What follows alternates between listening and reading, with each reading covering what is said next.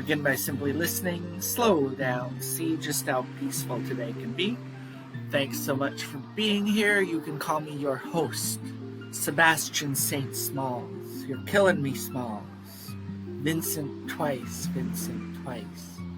You can always call me Bennett. I had so much fun this morning, early in the morning. I was like, let's do Legend of Zelda and Glass Menagerie. And like by Zen Theatre standards, it was a masterpiece. And I can't top it, but I can check back in because there was another radio show that I wanted to listen to so bad tonight. But like,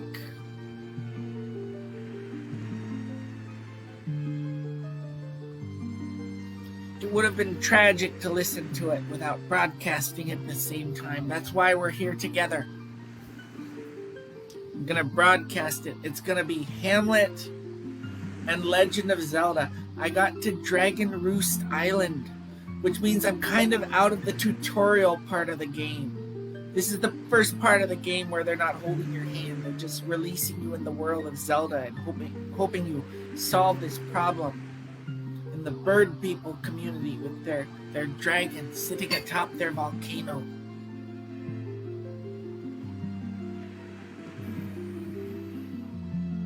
Sometimes fiction is so predictable because if you visit a bird people with a dragon sitting atop their volcano, if they weren't having any issues, that would be a very uneventful visit. They'd just say, hello, the green adventurer type.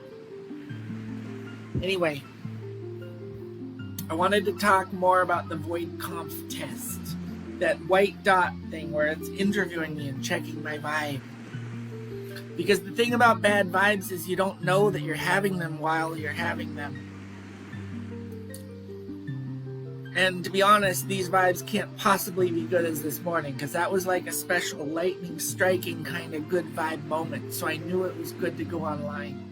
Today I don't even know if I should be online. That's how I feel about this whole experience. But I'm doing it for the Shakespeare.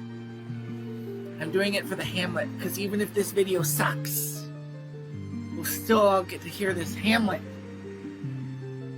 And that means something. It does. Okay, so we go. Scene.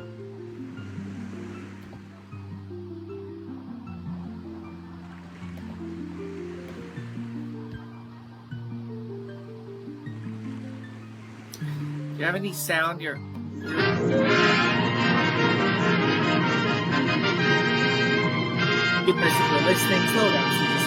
The United States Steel Corporation is happy to welcome the Radio Corporation of America as the joint sponsor tonight of one of the great events in radio history, the Theatre Guild on-the-air production of Hamlet by William Shakespeare.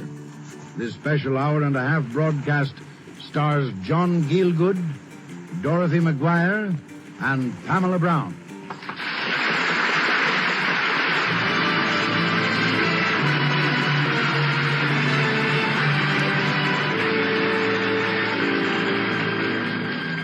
And now, as the lights go down at the Belasco Theater in New York, here speaking for the Theatre Guild, one of America's foremost theatrical producers, is Roger Pryor with a word about our play and players. Tonight, the Theatre Guild on the Air brings you an hour-and-a-half radio presentation of Shakespeare's Hamlet, the greatest play by the supreme dramatic genius of all time. As Hamlet, we bring you John Gielgud, whose performance of the role has been hailed as one of the greatest ever presented on the New York and London stage. It's Mr. Gielgud also who prepared the adaptation of the play that you'll hear now. As Ophelia, you'll hear Dorothy McGuire playing her second Shakespearean role for us, following her memorable Juliet on our program. The Queen is played by Pamela Brown, who's now starring on the Broadway stage with Mr. Gielgud in this season's outstanding dramatic success, The Lady's Not for Burning. Esme Percy is featured as the ghost of Hamlet's father. And now we raise the curtain on Act One of Hamlet, directed by Homer Fickett.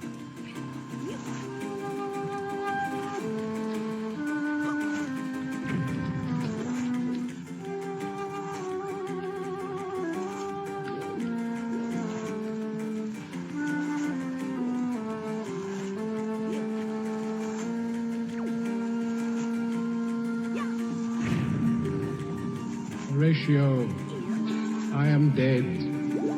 Thou livest. report me and my cause aright to the unsatisfied. If thou didst ever hold me in thy heart, absent thee from felicity a while, and in this harsh world draw thy breath in pain to tell my story.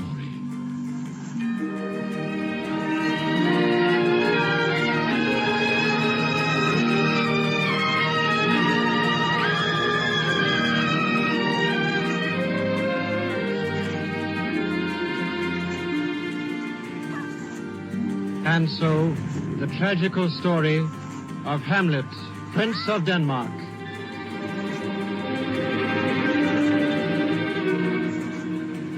Gertrude, Queen of Denmark, and mother to Prince Hamlet, becoming a widow by the sudden death of King Hamlet, in less than 2 months married his brother, Claudius.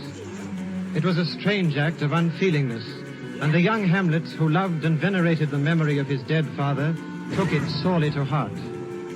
Now I, Horatio, who had been Hamlet's bosom friend at the university, returned to Denmark.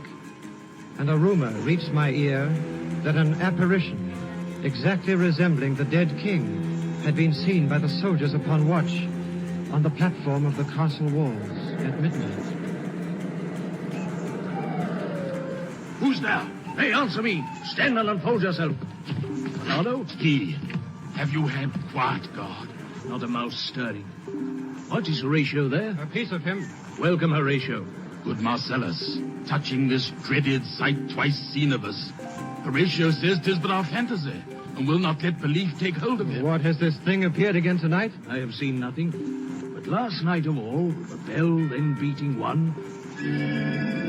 Peace! Break thee off! Look where it comes again!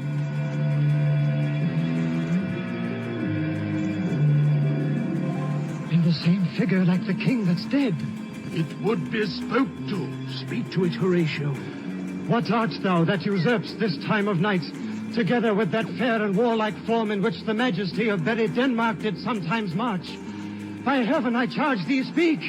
It is offended. See, it stalks away. Stay! Speak! Speak, I charge thee, speak! It is gone and will not answer. How now, Horatio? You tremble and look pale. Is it not like the king? As thou art to thyself. It was about to speak when the cock crew. And then it started like a guilty thing upon a fearful summons. But look, the morn, in russet mantle clad, walks o'er the dew of yon high eastward hill. Break we our watch up, and by my advice, let us impart what we have seen tonight unto young Hamlet. For upon my life, this spirit, dumb to us, will speak to him.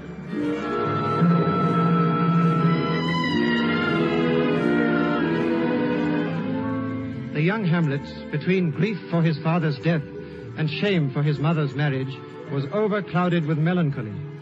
He appeared in court in a suit of deep black, nor could he be brought to join in any of the festivities or rejoicings.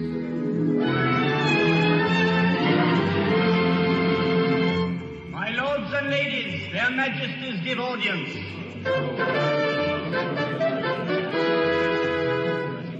Though yet of Hamlet our dear brother's death the memory be green, yet so far hath discretion fought with nature, that we with wisest sorrow think on him, together with remembrance of ourselves. Therefore, our sometime sister, now our queen, have we, as 'twere with a defeated joy, taken to wife. Nor have we herein barred your better wisdoms, which have freely gone with this affair along, for all our thanks. And now, Laertes, what's the news with you? What wouldst thou have, Laertes? My dread lord, your leave and favor to return to France. Have you your father's leave? What says Polonius? He hath, my lord, wrung from me my slow leave by laboursome petition.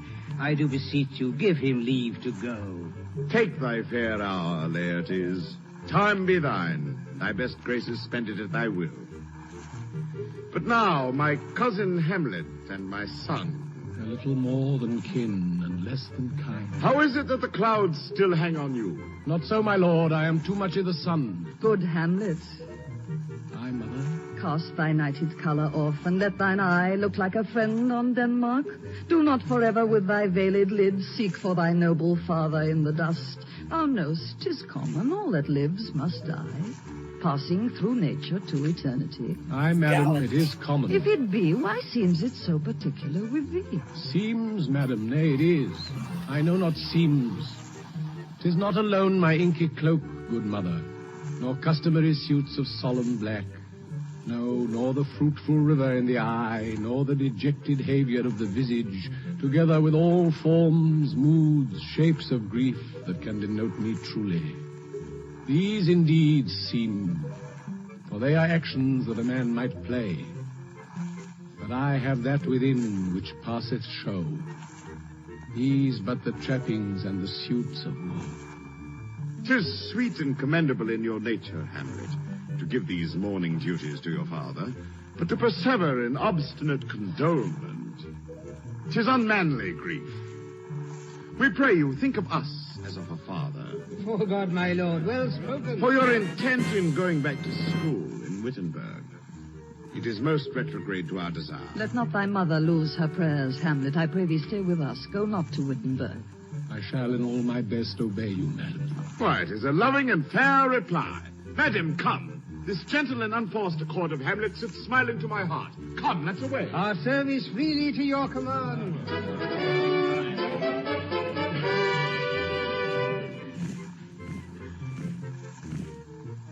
Oh, that this too sullied flesh would melt, thaw, and resolve itself into a dew.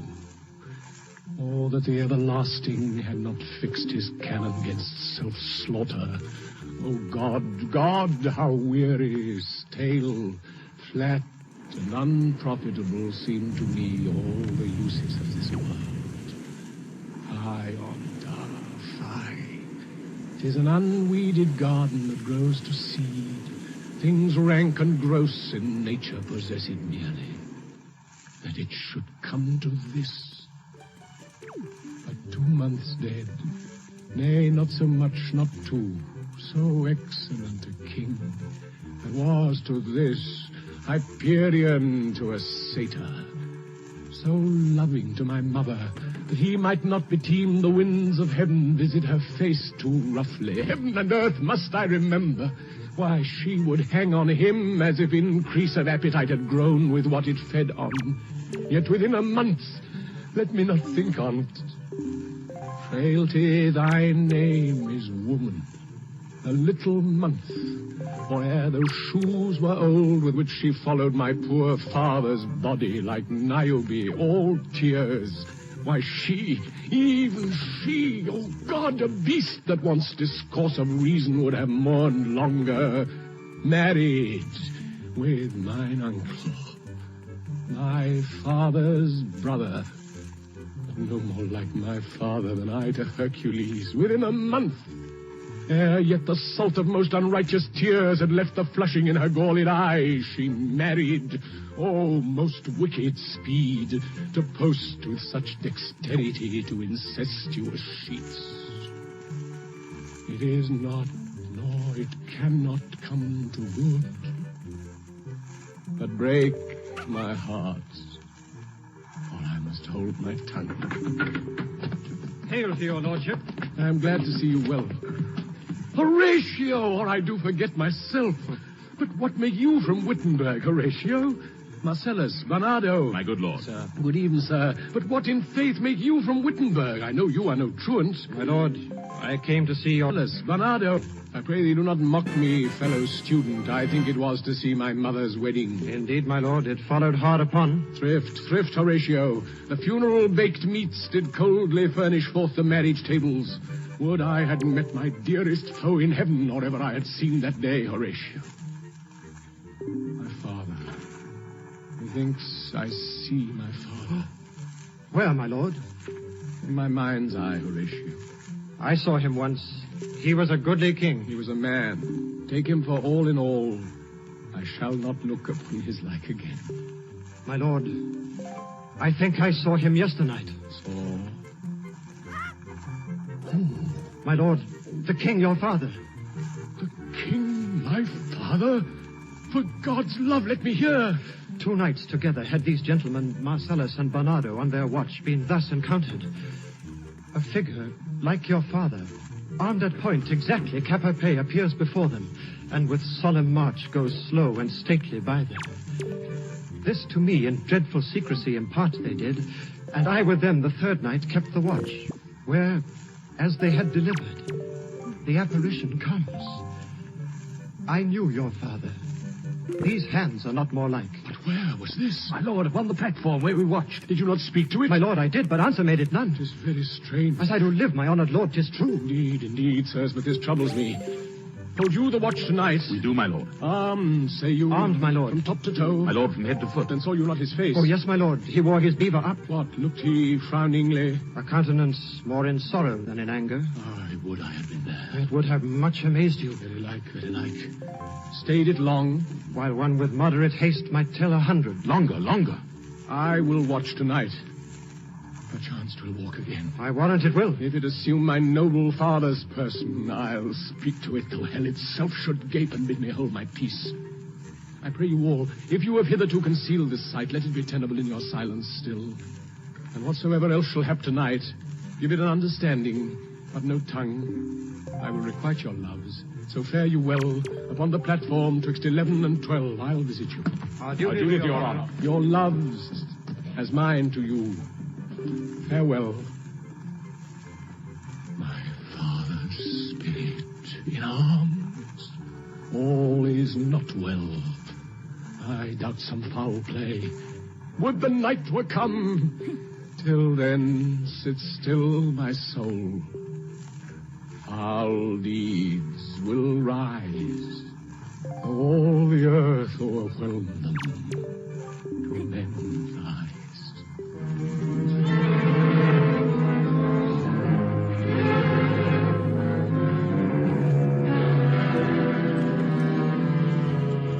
Before Hamlet fell into the way which has been related, he had dearly loved a fair maid called Ophelia, daughter of Polonius, the king's chief counselor, and sister of Laertes, who was taking ship for France.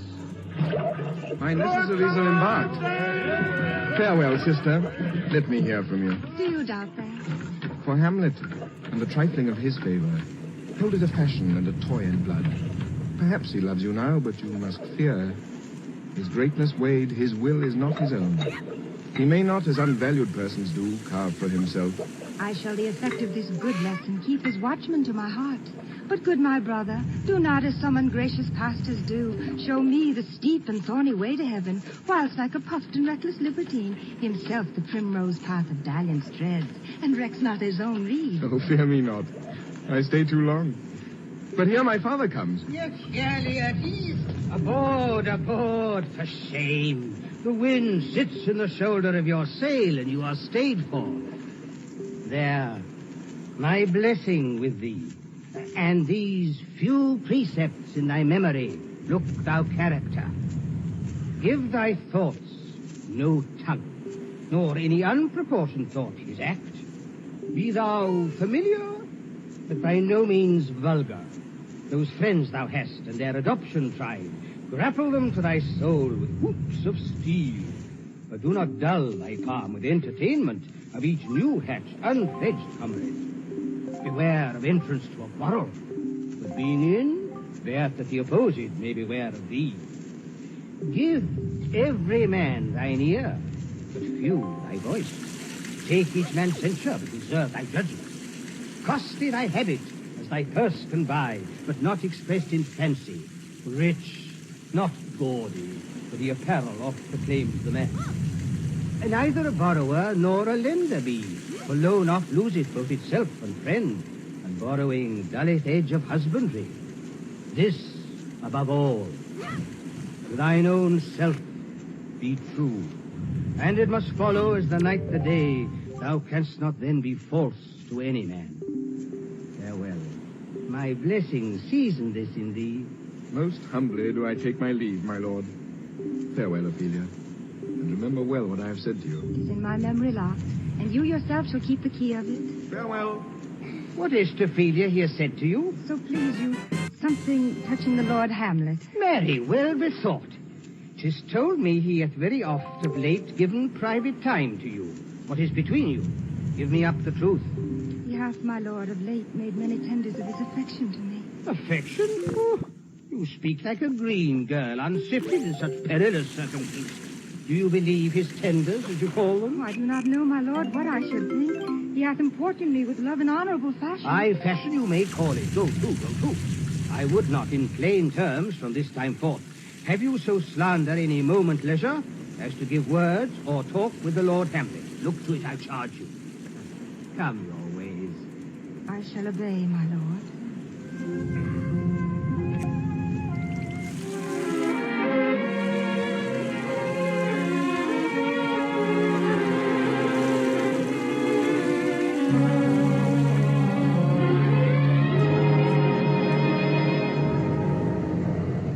The air bites shrewdly. It is very cold. It is a nipping and an eager air. What hour now? I think it lacks of 12. No, it is struck. Indeed. I heard it not. It then draws near the season wherein the... Look, my lord.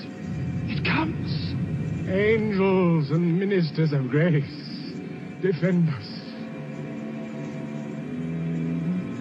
Be thou a spirit of health, or goblin damned, bring with the airs from heaven or blasts from hell. Be thy intents wicked or charitable, thou comest in such a questionable shape that I will speak to thee. I'll call thee Hamlet, king, father, royal Dane. Oh, answer me. It beckons you to go away with it. Look with what courteous action it waves you to a more removed ground. But do not go with it. No, by no means. Will not speak, then I will follow it. Do not, my lord. Why, what should be the fear? I do not set my life at a pin's fee. It waves me forth again. I'll follow it. What if it tempt you toward the flood, my lord, or to the dreadful summit of the cliff? It waves me still. Go on, I'll follow thee. You shall not go, my lord. Hold off your hand. Be ruled, you shall not go. My fate cries out and makes each petty artery in this body as hardy as the Nemean lion's nerve. Still am I called. Unhand me, gentlemen. I have now make a ghost of him that lets the artery in this body as hardy as the Nemean lion's nerve. Still am I called. Unhand me, gentlemen. I have now make a ghost of him that lets me. I say away. Go on. I'll follow thee. Lord Hamlet! Lord Hamlet! Whither wilt thou lead me? Speak. I'll go no further. Mark me. My hour is almost come, when I to sulphurous and tormenting flames must render up myself. Alas, poor ghost. Pity me not, but lend thy serious hearing to what I shall unfold. Speak, I am bound to hear. So art thou to revenge when thou shalt hear. What?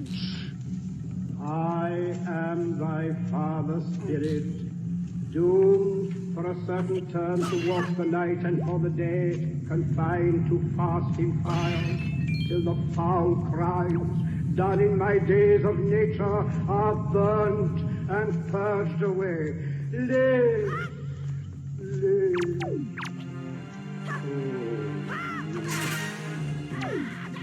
If thou didst ever thy dear father love, God, revenge is foul and most unnatural murder. Murder. Most foul. To the best it is that this most foul, strange, and unnatural. Haste me to know it. I, with wings as swift as meditation or the thoughts of love, may sweep to my revenge. I find the act. Now, Hamlet, here. 'Tis given out that sleeping in my orchard, a serpent stung me. But know, thou noble youth, the serpent that did sting thy father's life, now wears his crown. Oh, my prophetic soul. My uncle. Aye, that incestuous, that adulterate beast, with witchcraft of his wits, with traitorous gifts, won to his shameful lust the will of my most seeming virtuous queen. So, methinks I scent the morning air. Please let me be, sleeping within my orchard, my custom always of the afternoon, on my secure hour, thy uncle's stone, with juice of cursed heaven in a vial, and in the porches of my ears did pour the leprous distilling.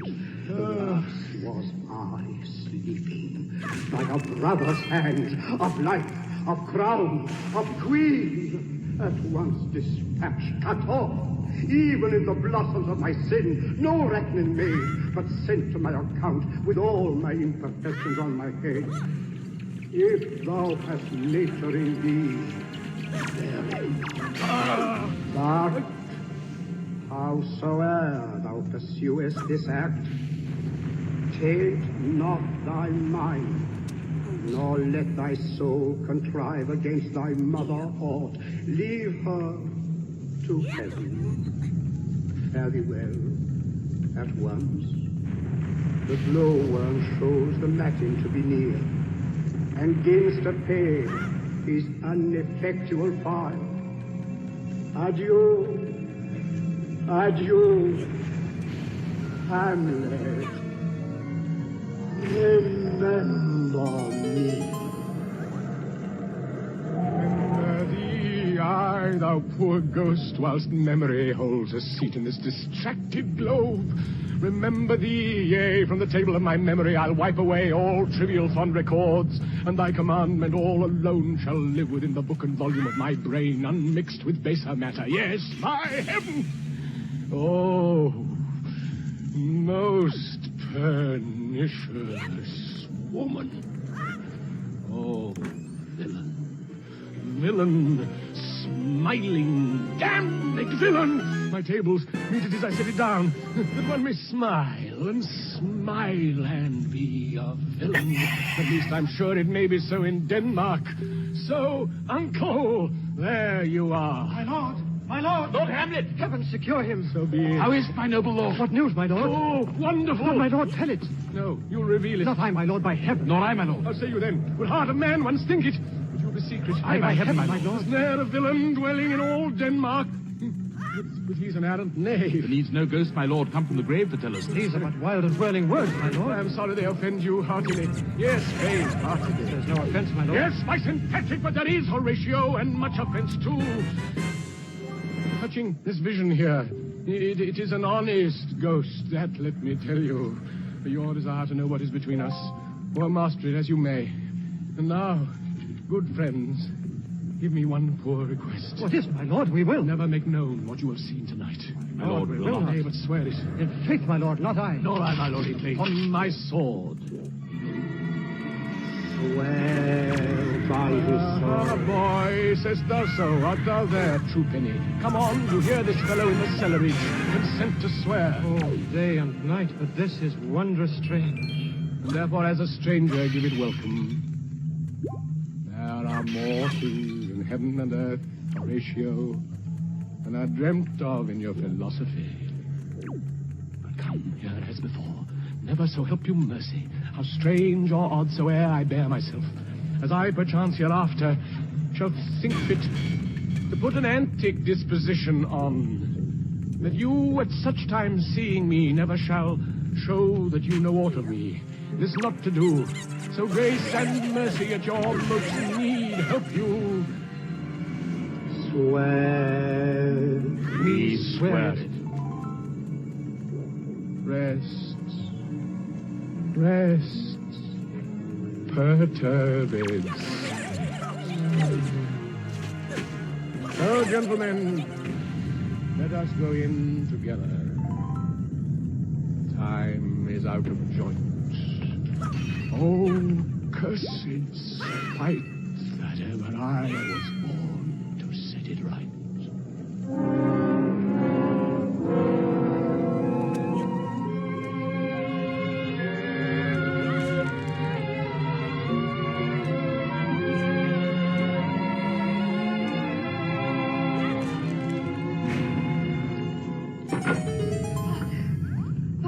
now, Ophelia, what's the matter? Oh, my lord, I've been so affrighted. With what in the name of God? My lord, as I was sewing in my closet, Lord Hamlet, with his doublet all unbraced, no hat upon his head, his stockings fouled, pale as his shirt, his knees knocking each other, and with a look so piteous in purport, as if he'd been loosed out of hell to speak of horrors, he comes before me. Mad for thy love? My lord, I do not know, but truly I do fear it. What said he? He took me by the wrist and held me hard.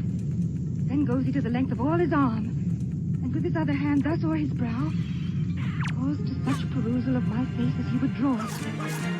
And then he lets me go, and with his head over his shoulder turned, he seemed to find his way without his eyes, for out of doors he went without their help, and to the last bended their light on me. Come, go with me. I will go seek the king. This is the very ecstasy of love. What, have you given him any hard words of late? No, my good lord, but as you did command, I did repel his letters and denied his access to That him. hath made him mad. Come, go we to the king. Come.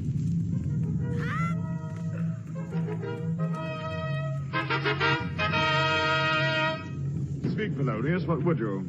My liege and madam, to expostulate what majesty should be, what duty is, why day is day, night, night, and time is time, were nothing but to waste night, day, and time. Therefore I will be brief.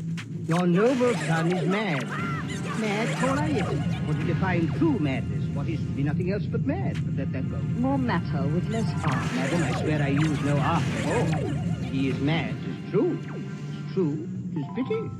And pity 'tis true. A foolish figure, but farewell it, for I will use no art. Perpend, I have a daughter, who in her obedience and a duty mark hath given me this. Now gather and surmise. To the celestial and my soul's idol, the most beautified Ophelia. That's an ill phrase. A vile phrase. Beautified is a vile phrase. But you shall hear. Came this from Hamlet to her? Good madam, stay a while. I will be brief. Doubt thou the stars are fire, doubt that the sun doth move, doubt truth to be a liar, but never doubt I love. Oh, dear Ophelia, I am ill at these numbers. I have not art to reckon my groans, but that I love thee best, oh, most best, believe it adieu. Thine evermore, most dear lady, whilst this machine is to him Hamlet. But how hath she received his love? What do you think of me? That of a man faithful and honorable. I would fain prove so. I went round to work, and my young mistress thus I did bespeak, that she should lock herself from his resort, admit no messengers, receive no tokens, which done, she took the fruits of my advice, and he repulsed a short tale to make, fell into a sadness, then into a fast, thence to a lightness, and by this declension into the madness wherein now he raves and all we mourn for. Do you think this, Gertrude? Maybe, very like. But look where sadly the poor wretch comes reading. Away, I do beseech you, both away. I'll board him presently. Oh, give me leave. How does my good Lord Hamlet? Well, God o' mercy. Do you know me, my lord? Excellent, excellent. Well, you are a fishmonger. Not I, my lord. Then I would you were so honest a man. Honest, my lord? Aye, sir, to be honest, as this world goes, is to be one man picked out of 10,000. That's very true, my lord. What if the sun breed maggots in a dead dog? Have you a daughter? I have, my lord. Let her not walk i' the sun. Conception is a blessing, but as your daughter may conceive, then up to it. Still harping on my daughter, yet he knew me not at first. Said I was a fishmonger. I'll speak to him again. What do you read, my lord? Words. What is the matter, my lord? Between whom? I mean the matter that you read, my lord. Slander, sir. For the satirical rogue says here that old men have grey beards, that their faces are wrinkled, their eyes purging thick amber and plum tree gum, and that they have the most plentiful lack of wit, together with most weak hands. Though this be madness, yet there's method in't. Will you walk out to the air, my lord? Into my grave. Indeed, that is out to the air. How pregnant sometimes his replies are. My honorable lord, I will most humbly take my leave of you. You cannot, sir, take from me anything that I will more willingly part with.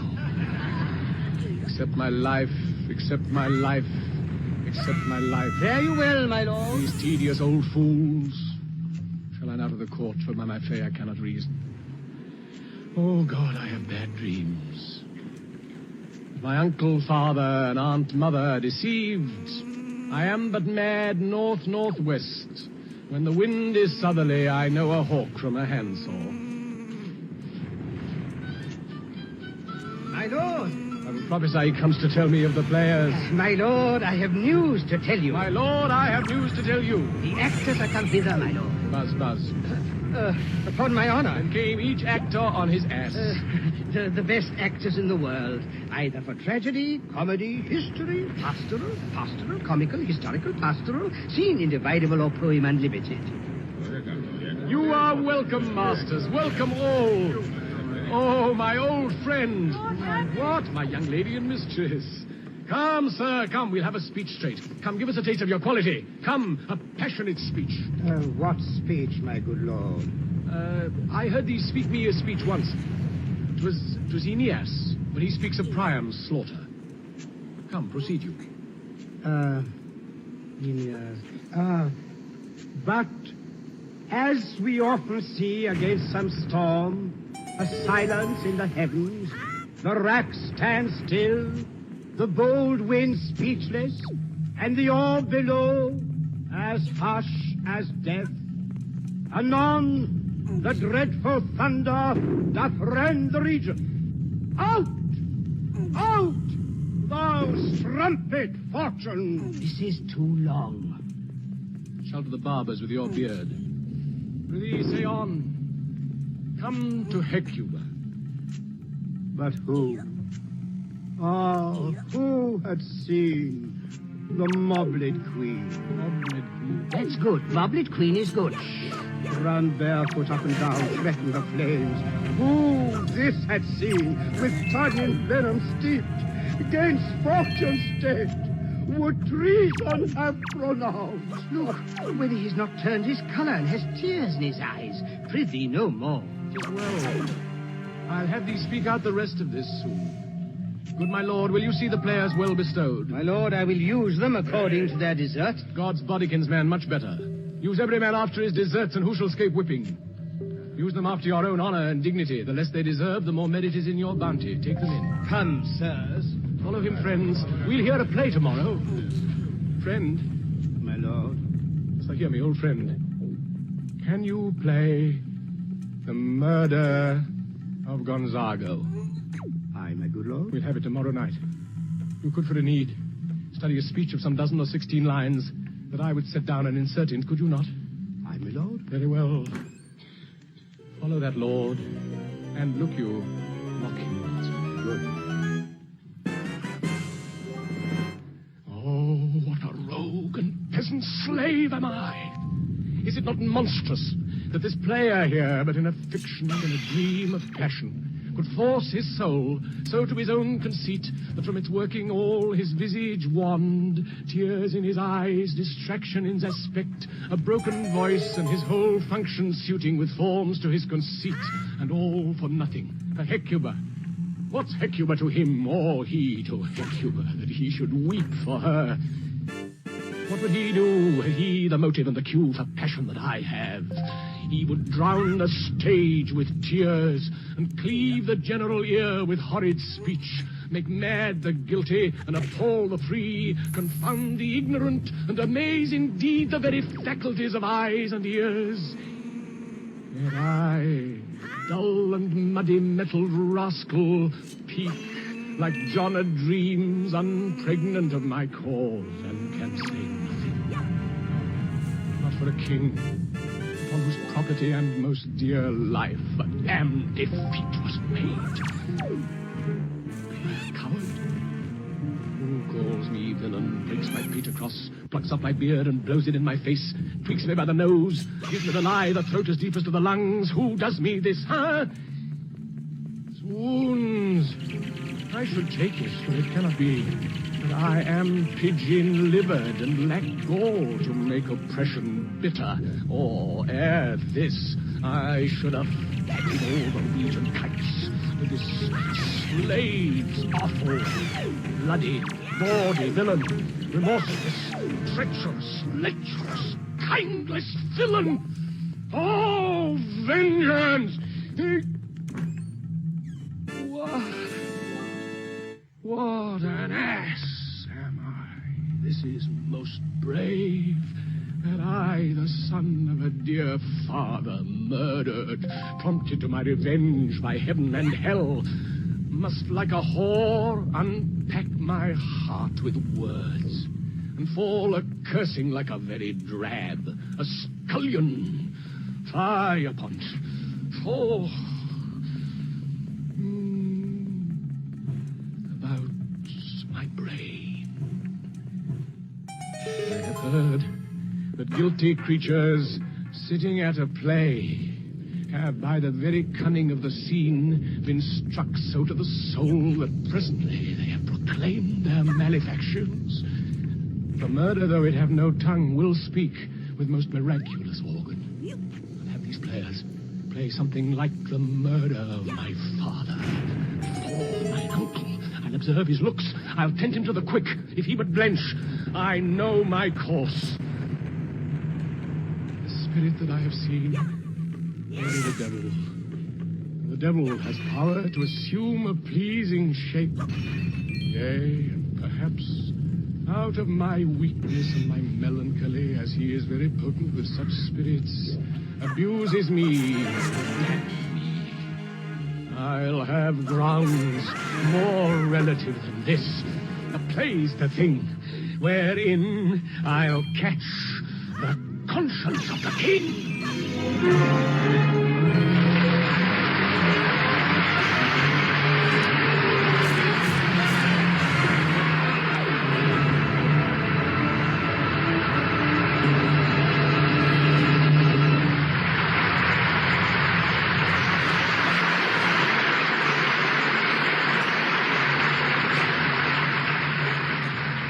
You are listening to a special hour and a half broadcast of Hamlet, produced by the Theatre Guild on the Air, presented jointly tonight by the United States Steel Corporation and the Radio Corporation of America.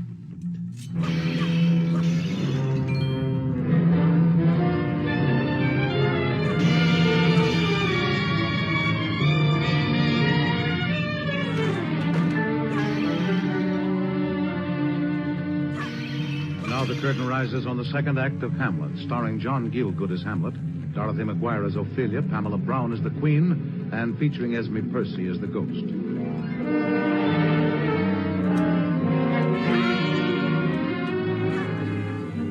The rough business which Prince Hamlet had in mind, the revenging of his father's death, did not admit of so idle a passion as love now seemed to him.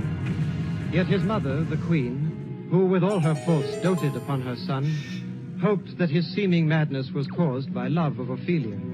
Not so his uncle, the king, who feared Hamlet as dangerous. And can you, Gertrude, by no drift of circumstance, get from him why he puts on this confusion? He does confess he feels himself distracted, but from what cause he will by no means speak. This night he hath beseeched your majesty to see and hear the players that are come to court. My liege and madam, by your leave. Aye, Polonius. I have closely sent for Hamlet hither, that he, as were by accident, may here confront Ophelia.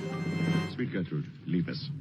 Her father and myself, seeing, unseen, will of their encounter frankly judge, and gather if it be the affliction of his love, or know that thus he suffers. I shall obey you. Ophelia. Aye, my lady. I hope your virtues will bring our son to his wonted way again. To both your honors. Madam, I wish it may. I'll await your word. Gracious, so please you, we will bestow ourselves here. Ophelia, walk you there, and when you enter to him, read on this book. A show of such an exercise may color your loneliness. Aye, my lord.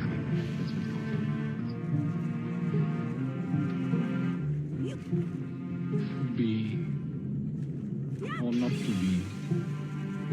That is the question. Whether 'tis nobler in the mind to suffer the slings and arrows of outrageous fortune, or to take arms against a sea of troubles, by opposing envy, to die, to sleep, by asleep to say the end, the heartache, and the thousand natural shocks that flesh is heir to is a consummation devoutly to be wished. To die, to sleep, a chance to dream. Aye, there's the love. For in that sleep of death, what dreams may come when we have shuffled off this mortal coin, must give us pause. There's the respect that makes calamity of so long life. For who would bear the whips and scorns of time, the oppressor's wrong, the proud man's contumely, pangs of despised love, law's delay, the insolence of office, and the spurns which patient merit of the unworthy takes, when he himself might his quietus make with a bare bodkin? Who would fardels bear, to grunt and sweat under a weary life, but that the dread of something after death, the undiscovered country, whose bourne no traveler returns, puzzles the will, and makes us rather bear those ills we can, and fly to others that we know not of. Thus conscience doth make cowards of us all. Thus the native hue of resolution is sicklied o'er with the pale cast of thought, and enterprises of great pith and moment with disregard, their currents turn awry, lose the name of action.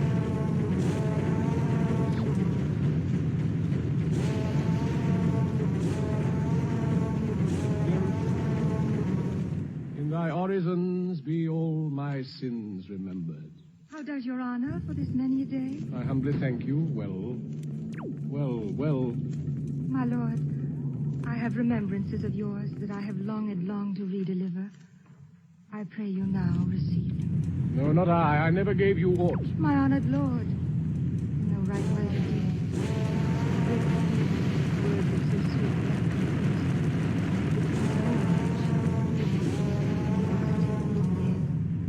Or to the noble mind, rich gifts wax poor when the giver's given.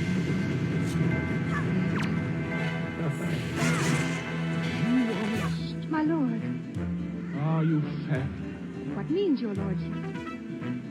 I did love you. Indeed, my lord, you may be good. You should not have believed me. I loved you not. I was more Drifted to a nunnery. Why wouldst thou be a breeder of sinners?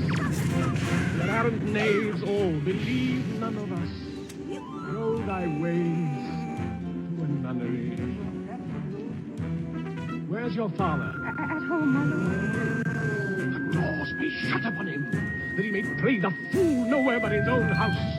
Farewell. Oh, heaven, sweet heaven. If thou dost marry, I'll give thee this blade. Chaste as ice, pure as snow, thou shalt not escape a coward. Give thee to a nunnery, go, farewell. Or if thou would need to marry a fool, for wise men know well enough what monsters you make of them.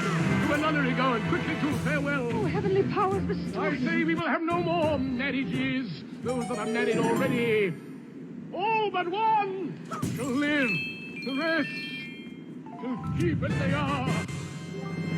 To a nunnery. What a noble mind is here o'erthrown. The courtiers, soldiers, scholars, eye, tongue, the glass of fashion and the mold of form, the observed of all observers, quite down. And I of ladies most dejected and wretched, that suck the honey of his musicked vows. Oh, woe is me, to have seen what I have seen, and see what I see. Now, Ophelia. You need not tell us what Lord Hamlet said. We heard it all. And yet I do believe the origin and commencement of his grief sprung from neglected love. Love. His affections do not that way tend. My lord, after the play. But if she find him not? To England send him? Or confine him where your wisdom best shall think? It shall be so. Madness in great ones must not unwatched go.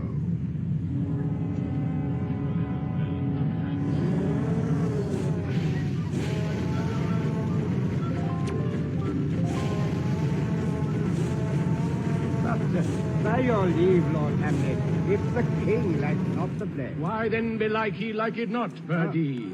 'Tis excellent to set down with as much modesty as cunning. Speak the speech, I pray you, as I pronounced it to you, trippingly on the tongue. But if you mouth it, as many of your players do, I had as lief the town crier spoke my line. Oh, I hope we have reformed that indifferently with us. Oh, reform it altogether. It offends me to the soul to hear a robustious, very weak-pated fellow tear a passion to tatters, to very rags, to split the ears of the crown things. Pray you, point. I warrant your honor. Lord Hamlet. Oh, now, my lord, will the king hear this piece of work? And the queen, too, and that presently. The players make haste. I'll hasten on, my lord. Oh, Horatio. Here, sweet lord, at your service. Horatio, there is a play tonight before the king. One scene of it comes near the circumstance which I have told thee, of my father's death. I pray thee, when thou seest that act afoot, even with the very comment of thy soul, observe mine uncle. Give him heedful note, for mine eyes will rivet to his face, and after we will both our judgments join in censure of his seeming. Well, my lord. They're coming to the play. I must be idle. Get you a place. Good, my lord.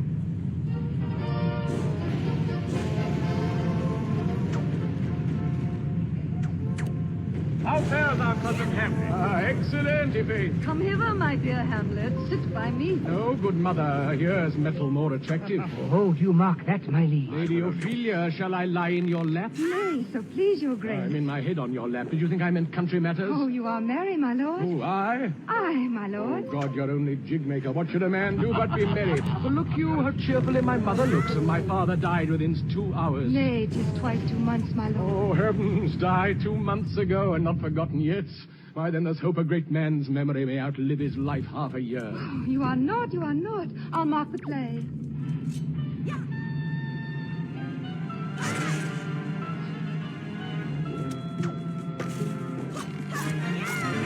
For us and for our tragedy, here stooping to your clemency, we beg your hearing. Yes. Is this the prologue or the posy to a ring? 'Tis brief, my lord. As woman's love. Faith, I must leave thee, love, and shortly too. My offering power, honored, beloved, and haply one as kind, for husband shalt thou. Oh, confound the rest. Such love must need be treason in my breast. In second husband, let me be accursed. None wed the second, but who killed the first? Wormwood, wormwood. Both here and hence, pursue me lasting strife. If once a widow, ever I be wife. If she should break it now. 'Tis deeply sworn. Sweet, leave me here a while. My spirits grow dull, and fain I would beguile the tedious day with sleep. Sleep rock thy brain, and never come mischance between us twain. Madam, how like you this play? The lady doth protest too much, methinks. Oh, but she'll keep her word. Have you heard the argument? There's no offense in... No, they do but jest. Poison in jest. No offense in the world. This is one Lucianus, nephew to the king. You are as good as a chorus, my lord. Begin, murderer, pox feed thy damnable faces, and begin. Come, the croaking raven doth bellow for revenge. Thou mixture rank of midnight weeds collected, with Hecate's ban thrice blasted, thrice infected, thy natural magic and dire property, unwholesome life, usurp immediately. Poisons him in the garden. It's his fate. His name is Gonzago. The story is extant written in very choice Italian. You shall see anon how the murderer gets the love of Gonzago's wife. King rises! What? Fighting with false heart! There's my lord! Give me some light! Light me to my chamber! Horatio! It's deceived. Very well, my lord. From the talk of the poisoning. Oh, good Horatio, I'll take the ghost's word for £1,000. Good my lord, vouchsafe me a word. The king, sir. Aye, sir, what of him? He is in his retirement marvelous distempered. With drink, sir? No, my lord, with choler. The queen, your mother, in most great affliction of spirit, hath sent me to you. You are welcome. She desires to speak with you in her closet ere you go to bed. Come hither, sirrah. Do you see yonder cloud that's almost in shape like a camel? By the Masson, it is like a camel indeed. Methinks 'tis like a weasel. It is backed like a weasel. Or like a whale. Very like a whale. And I will come to my mother by and by. I will come by and by.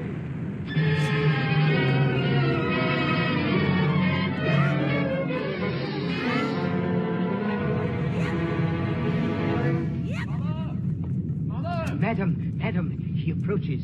He will come straight. I'll hide me even here. Pray you be round with him. I warrant you, fear me not. Mother! Withdraw, I hear him come. Now, mother, what's the matter? Hamlet, thou hast thy father much offended. Mother, you have my father much offended. Come, you answer with an idle tongue. Go, you question with a wicked tongue. Why, how now, Hamlet? What's the matter now? Have you forgot me? No, my love, not so. You are the queen, your husband's brother's wife. And would it were not so, you are my mother.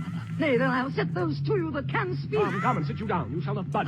You go not till I set you up a glass where you may see the inmost part of you. What wilt thou do? Thou wilt not murder me. Help! Oh, now, a rat! Dead! For a sucker, dead! I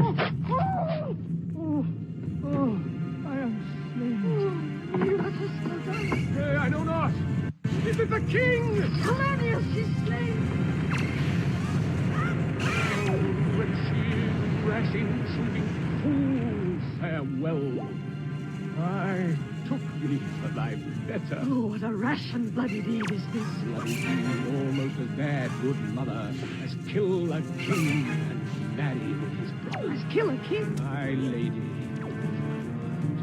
The wringing of your hands, peace. Sit you down and let me wring your heart. What have I done that thou darest wag thy tongue in noise so rude against me? Such an act as blurs the grace and blush of modest, calls virtue hypocrite, takes off the rose from the fair forehead of an innocent love and sets a blister there, makes marriage vows as false as dice as old. I me, what act that roars so loud and thunders in the index? Look here, on this picture, and on this. A counterfeit presentment of two brothers. See what a grace is seated on this brow. Hyperion's curls, the front of Jove himself, an eye like Mars to threaten and command, a station like the herald Mercury, new lighted on a heaven-kissing hill. This was your husband. Look you now what follows. Here is your husband, like a mildewed ear, blasting his wholesome brother. Have you eyes? You cannot call it love, for at your age, the heyday in the blood is tame. It's humble and waits upon the judgment. And what judgment could step from this to this? Oh, Hamlet, speak no more. Thou turnst my very eyes into my soul, and there I see such black and grained spots as will not leave their thing. A murderer and a villain, a slave, that is not 20th part the tithe of your precedent. As will not leave their thing. A murderer and a villain, a slave, that is not 20th part the tithe of your precedent. A murderer and a villain, a slave, that is not 20th part the tithe of your precedent law. Oh, speak no more. These words like daggers enter in my ears. No more, sweet Hamlet. Vice of kings, the cupbearers of the empire and the rule, that from the shelf the precious diadem stole and put it in his pocket. No more. A king of stripes and patches. Save me and hover over me with your wings, you heavenly gods. What would you, gracious figure? Alas, he's mad. Do not forget, this visitation is but to whet thy almost blunted purpose. That look, amazement on thy mother's lips. Oh, step between her and her fighting soul. Speak to her, Hamlet. How is it with you, lady? My sons, with you that you do bend your eye on vacancy. Whereon do you look? You see nothing there? Nothing at all. All it is. My father, in his habit as he lived. Look where he goes, even now. Out at the portals. The very coinage of your brain, this bodiless creation. Ecstasy is very cunning in... Ecstasy!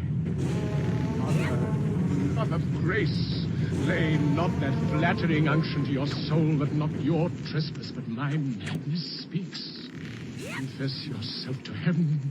Repent what's past. Avoid what is to come. Oh, Hamlet, thou hast cleft my heart in twain. Oh, throw away the worst part of it, and live the purer with the other half. Good night. But go not to mine uncle's bed. Assume a virtue if you have it not. Once more, good night. And when you are desirous to be blessed, I'll blessing beg of you. Once more, good night. I must be cruel only to be kind. Thus bad begins, and worse remains behind. Good night.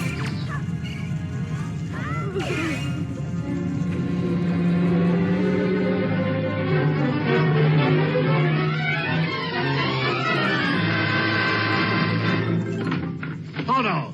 What hath befallen? Most royal sir, Hamlet in madness hath Polonius slain. Oh, heavy deed. Bring the body into the chapel. Where the dead body is bestowed, my lord, we cannot get from him. Now, Hamlet, where's Polonius?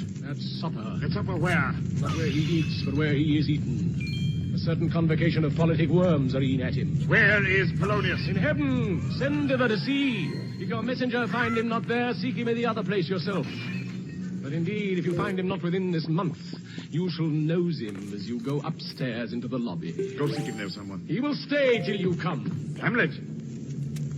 The bark is ready, and the wind at help for England. For England! Aye, Hamlet. Good.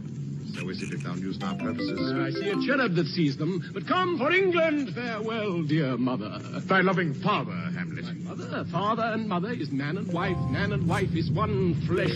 And so, my mother, come for England! Tempt him with speed aboard. I'll have him hence tonight. Your servant, my lord. And England, my love thou hold'st at aught. Thou mayst not coldly set our sovereign process, which imports at full by letters congruing to that effect the present death of Hamlet. Do it, England. For like the hectic in my blood he rages, and thou must cure me. Till I know 'tis done. However my haps, my joys were ne'er begun.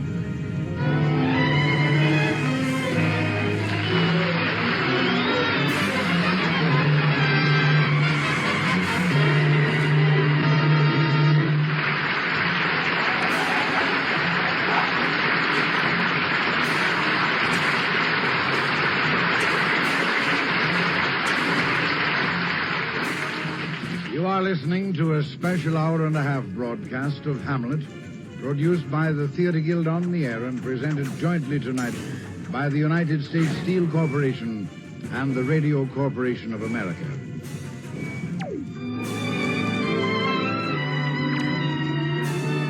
We pause now for station identification.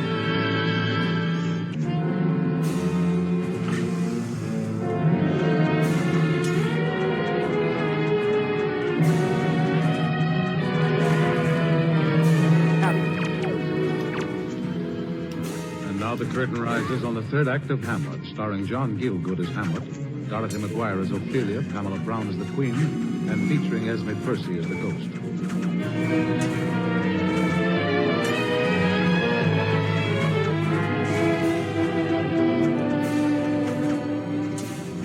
That her father Polonius should die a violent death, and by the hands of the prince whom she loved, so affected the tender young maid Ophelia that in a little time she grew distracted. She will go about the court as if she had no memory of what happened to her, giving flowers to the ladies and singing songs of love and death. I will not speak with her, Horatio. Madam, her mood will need to be pitied. What would she have? Let her come in. Thank you, madam.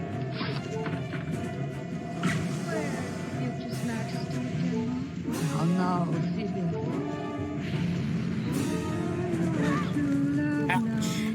By his heart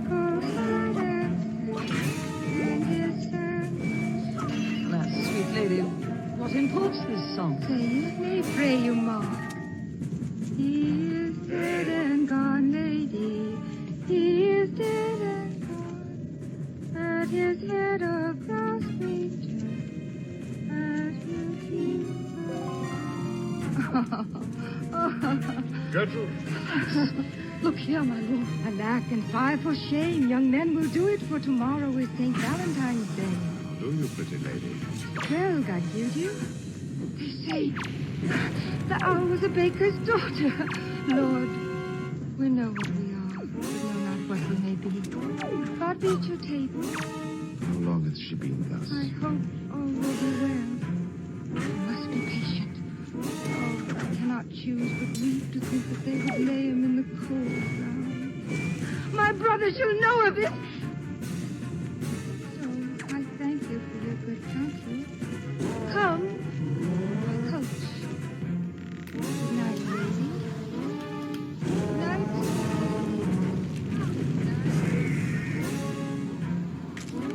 Horatio. Follow me close. Give a good watch. I'm ready.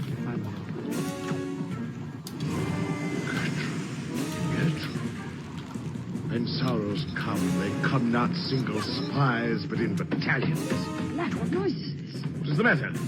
Osric! Save yourself, my lord. The young Laertes in a riotous head obeys your officers. Laertes? The rabble call him lord. They cry, choose we. Laertes shall be king. Cheerfully on the false trail they cry. Who is this counter, you false Danish dog? The doors are broken! Oh, thou vile king! Give me my father! Calmly, good Laertes. Where is my father? Dead! But not by him. Let him demand his Helga. How came he dead? I'll not be juggled with. For hell allegiance, vows to the blackest devil. Let come what comes, only I'll be revenged most truly for my father. Good Laertes, that I am guiltless of your father's death, and am most sensibly in grief for it, which shall as level to your judgment pierce as the day pierced to your eyes. What noise is that? Cry up my praise. O rose of May, dear maid, kind sister, sweet Ophelia. Is it possible a young maid's wits should be as mortal as an old man's life? Rosemary. That's for the name. That's punkish, but this is unfair and punkish. And there's Pansy. That's the fourth. Wits and didst persuade the them that could not move thus. There's Stella for you and Columbine. There's Rue for you. And here's some for me. Or you may call it herb or grace for free. You may wear your ruby the different. There's a date. I would give you some violets, but they withered all when my father died. Oh, they say made a good end. For Bonnie sweet robin, all my joy. Passion, hell itself, she turns to favor and to prettiness. And will it not come again? And will it not come? No, he'll he never will come. God have mercy on his soul. Rapid fire murder of Bennett. I don't like it. You see this? Oh, God! You must commune with your grief. Right. Just put me in No. Will you be ruled by Thank me? you, Barry. Aye, my lord, good lord. So you will not all rule me to a peace. I pray you. Go with me. We shall jointly labor with your soul and give it due content.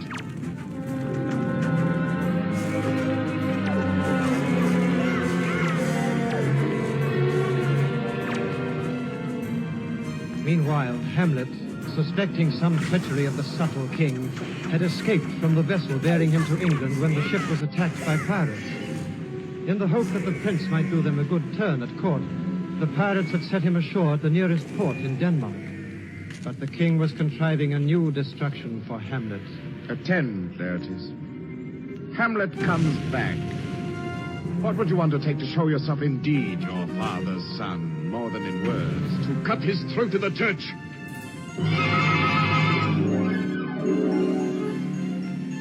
And so the king set on Laertes to challenge Hamlet to a friendly bout of fencing. wherein Laertes, instead of a blunted sword, would use one with a point, and poisoned. Let's further think on this. If this should fail... Soft, I have it. And to make sure of Hamlet, if Laertes failed, the king planned that a bowl of wine should be prepared, in case Hamlet at the fencing should call for drink. And into this the treacherous king would infuse a deadly venom. But say, what noise? How now, sweet queen? Oh, that tread upon another's heels, so fast they follow. Your sister's drowned, Laertes. Drowned? Oh, where? There is a willow grows aslant a brook that shows his hoar leaves in the glassy stream. There with fantastic garlands did she come of crowflowers, nettles, daisies, and long purples. There on the pendant boughs her coronet weeds, clambering to hang.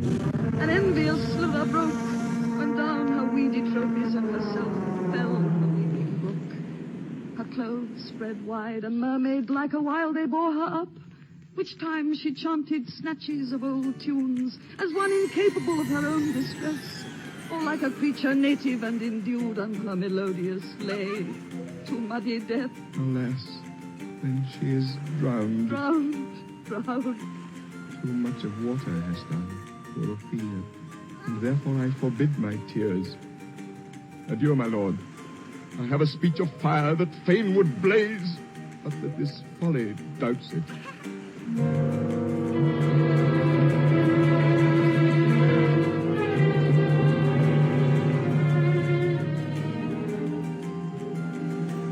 And when Hamlet, returning home, came across the fields by the castle churchyard, When I did love thee, love, was very sweet. Has this fellow no feeling of his business that he sings at grave making? Custom hath made it in him a property of easiness. That is e'en so. That skull had a tongue in it and could sing once. How the knave jolls it to the ground. I will speak to this fellow. Whose grave's this, sirrah? Mine, sir. For a pit of clay for to be made, for such a guest is me. I think it be thine indeed, for thou liest in it. For you lie out on, sir, and therefore 'tis not yours. For my part, I do not lie in it, and yet it is mine. Thou dost lie in it to be in it and say 'tis thine. 'Tis for the dead, not for the quick, therefore thou liest. 'Tis a quick lie, sir. 'Twill away again from me to you. What man dost thou dig it for? Oh, for no man, sir. For what woman, then? For none, neither. But who is to be buried in it? One that was a woman, sir, but rest her soul, she's dead. How absolute the knave is. How long hast thou been a grave maker? Why, I've been sexton here, man and boy, 30 years. How long will a man lie the earth ere he rot? Faith, if it be not rotten afore her dial. Oh, it's just some 8 year or 9 year. Now, here's a skull now that lay near the earth 23 years. Oh, whose was it? Oh, some mad fellas it was. Who should you think it was? Nay, I know not. What a pestilence on him for a mad rogue. I poured a flagon of Rhenish on my head once. This...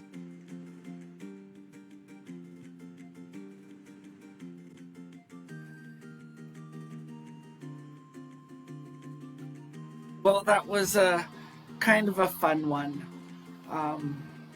Begin by simply listening, slow down, see just how peaceful today can be. Thanks so much for being here. Catch you guys on the flip side.